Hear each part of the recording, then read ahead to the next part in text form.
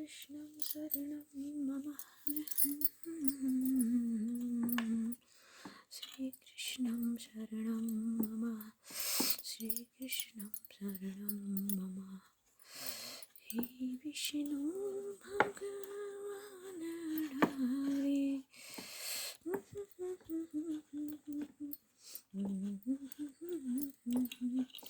तुम उपकार सुग्रीवाहि किन्हा राम मिलाए राजपद दीन्हा तुम्हारे मंत्र विभीषण माना रंकेश्वर भय सब जग जाना प्रभु चरित सुमिरे को रसिया राम लखन सीता मन बसिया प्रभु चरित सुमिरे को रसिया राम लखन सीता मन बसिया प्रभु चरित्र सुमिरे को रसिया राम लखन सीता मन बसिया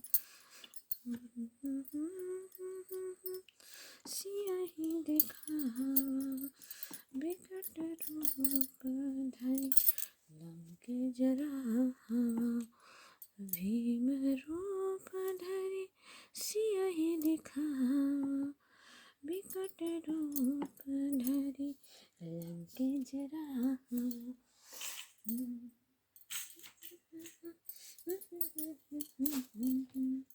श्री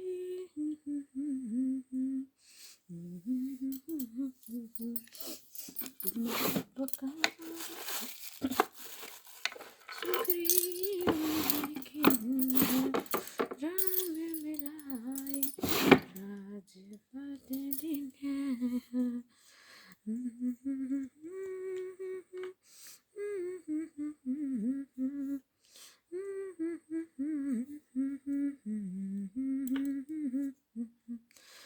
तुम्हें उपकार सुग्रीवाहि किन्हा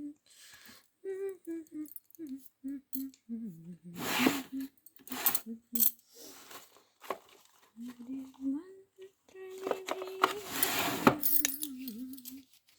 लंकेश्वर भय सब जग जाना जय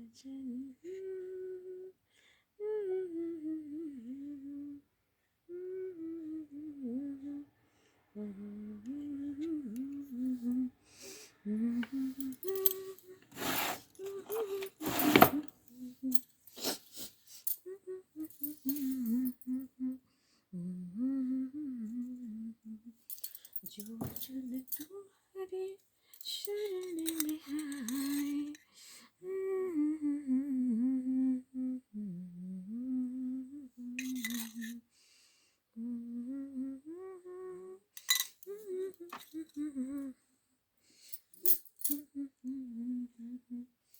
कंठ लगाए तुम उपकार सुग्रीवाहि किन्हा राम मिलाए राजपद दीन्हा हे प्रभु हे कन्हैया श्री कृष्णाय नमः ओम नमो भगवते वासुदेवाय जय श्री कृष्ण हरे कृष्ण कृष्ण कृष्ण हरे हरे हरे राम राम राम हरे हरे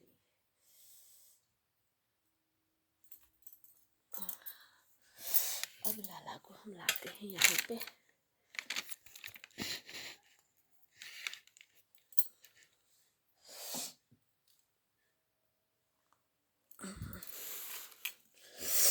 श्री कृष्ण मम ओम नमो भगवते वासुदेवाय गीता के शब्द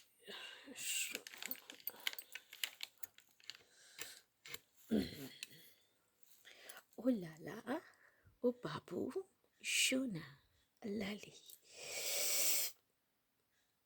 जय श्री कृष्ण, जय श्री कृष्ण, कृष्ण कृष्ण कृष्ण। आज मैं भागवत गीता के चौथे अध्याय के महात्म्य को पढ़ने जा रही हूँ लाला। आप लोग सुनिए। प्रिय, अब मैं चौथे अध्याय का महत्व बतलाता हूँ। ओके बाबू। भगवान कहते हैं, मैं चौथा अध्याय का महत्व बतला रहा हूँ, सुनो। भागीरथ के तट पर वाराणसी बनारस नाम की एक पुरी है। वहाँ विश्वनाथ जी के मंदिर में भारत नाम की एक योगनिष्ठ महात्मा रहते थे, जो प्रतिदिन चिंतन में तत्व पर आदर पूर्वक गीता के चतुर्थ अध्याय का पाठ किया करते थे। उनके अभ्यास से उनका अनंतकरण निर्मल हो जाता था। वे शीतोष्ण आदि द्वंद्वों से कभी व्यतीत नहीं होते थे। एक समय की बात है, वे तपोधन नगर की सीमा के स्थित देवताओं का दर्शन करने की इच्छा से भ्रमण करते हुए नगर के बाहर निकल गए। वहां दर्शन करने की इच्छा भ्रमण करते हुए नगर बाहर निकल गए। बेर के दो वृक्ष थे, उन्हीं के जड़ में वह विश्राम करने लगे। एक वृक्ष की जड़ में उन्होंने अपना मस्तक रखा और दूसरे वृक्ष में के मूल में अपना पैर अटका हुआ था। थोड़ी देर बाद वे तपस्वी चले गए। तब बेर के वृक्ष दोनों 5-6 वर्ष के 5-6 दिनों के भीतर सूख गए। उनमें से एक पत्ते और डालियां भी नहीं रही। तत्पश्चात वे दोनों वृक्ष कहीं ब्राह्मणों के पवित्र गृह में कन्याओं के रूप में उत्पन्न हुए।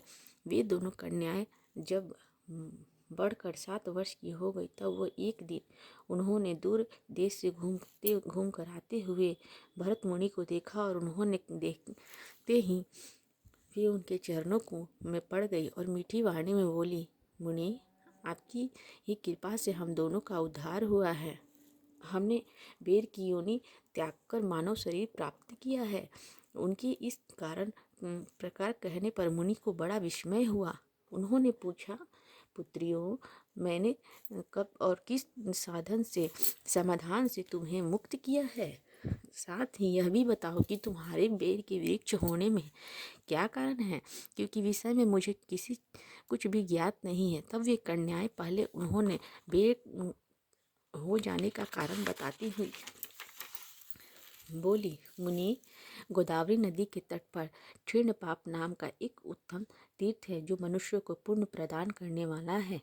वह पावन ताप की चरण सीमा पर पहुंचा हुआ है। उस तीर्थ में सत्य पता नामक एक तपस्वी बड़ी कठोर तपस्या कर रहे थे। वे ग्रीष्म ऋतु में प्रज्वलित अग्नियों के बीच बैठते थे। वर्षा काल में जल की धाराओं में उनके मस्तक बाल सदा भीगे रहते थे। वर्षा तथा जड़ के समय जल के निवास करने के कारण उन्होंने शरीर में हमेशा रोंगटे खड़े रहते थे। वे बाहर भीतर से सदा शुद्ध रहते थे, तत्पर तपस्या करते रहते थे। मन में इंद्रियों को संयम रखते हुए वह परम शांत प्राप्त करके आत्मा में रमण रहते थे। वे अपनी विद्या के द्वारा जैसा व्याख्यान करते थे, उसने मुनि के लिए साक्षात ब्रह्मा जी प्रतिदिन उनके पास उपस्थित होते थे और प्रश्न करते थे। ब्रह्मा जी के साथ उनका संकोच नहीं रह गया था, अतः वे उनके आने पर वे सदा तपस्या मग्न रहते थे। परमात्मा के ध्यान में निरंतर संग्रह रहने के कारण उनकी तपस्या सदा बढ़ती रहती थी। तपस्या को जीवन मुक्त के समान मानकर इंद्रियों को अपने समृद्धिशाली पद के संबंधों में कुछ भय हुआ, तब उन्होंने उनकी तपस्या सैकड़ों विघ्न डालने आरंभ किए। अप्सराओं के समुदाय को हम दोनों को बुलाकर इंद्र ने इस प्रकार आदेश दिया, तुम दोनों उस तपस्वी की तपस्या को विघ्न डालो, जो मुझसे इंद्र के पद को हटाकर स्वयं स्वर्ग का राज्य भोगना चाहता है। इंद्र का यह आदेश पाकर हम दोनों सामने से चलकर गोदावरी तीर पर जहाँ वे मुनि तपस्या कर रहे थे वहाँ गई और वहाँ मंद मंद गंभीर भाव से स्वर में बजाते हुए मृदक तथा मधुर वेदना नाद के साथ दोनों अप्सराओं को सहित मधुर स्वर में गाना आरंभ कर दिया। इतना ही नहीं, उन योगी महात्माओं को वश में करने के लिए हम लोग स्वर, ताल और लय के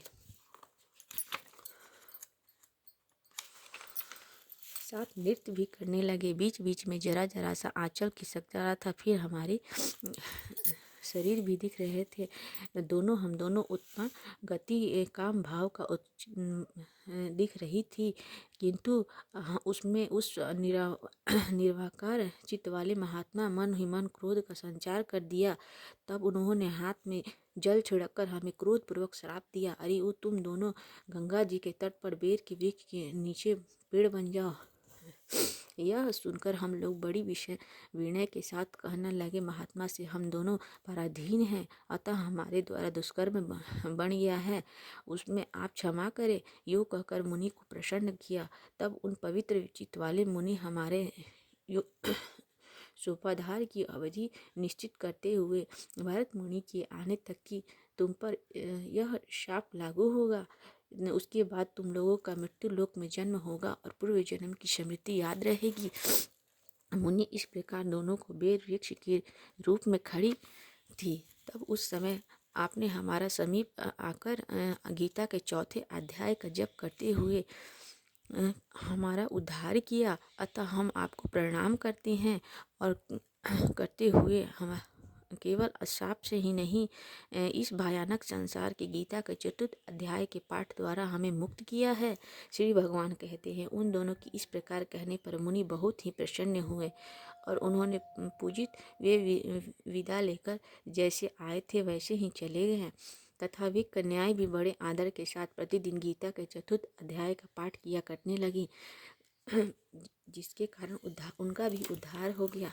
इस प्रकार गीता के चौथे अध्याय का समापन हुआ।